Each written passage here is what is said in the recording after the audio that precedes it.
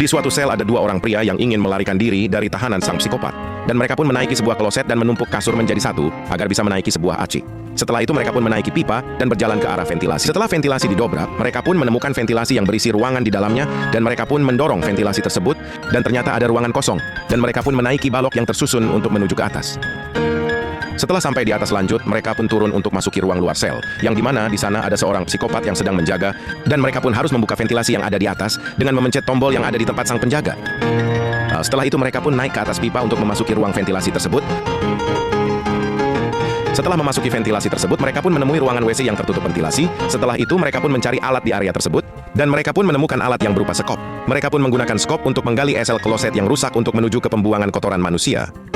Setelah memasuki sebuah sepitang, mereka pun harus melompat dan melompat ke arah batu agar tidak mengenai tai tersebut. Mereka pun harus melewati sebuah jembatan rusak.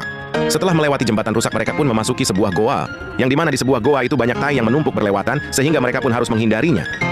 Setelah itu mereka pun masuk di tempat eksekusi dan pemotongan badan. Dan untungnya mereka pun selamat. Setelah itu ada suatu jalan yang menuju ke atas, dan mereka pun mengikuti jalan itu. Setelah mereka sampai, mereka pun harus melompati jurang yang tinggi, lompat ke arah tembok dan ke arah pagar. Setelah itu mereka pun berada di mana terdapat banyak pipa di ruangan tersebut, dan mereka pun menaiki pipa tersebut. Namun ada pipa yang hidup, mereka pun harus mematikan pipa tersebut. Setelah itu mereka pun memasuki ruangan pembuangan angin dan memasuki ke dalam pipa AC. Setelah mereka memasuki ruangan yang dimana daging-daging yang sudah dipotong diberikan padanya untuk dimakan oleh psikopat. Dan mereka pun harus menekan tombol untuk membuka pintu yang berada di kamar psikopat. Pria ini menjatuhkan diri dan mendarat di depan dan melompat ke atas.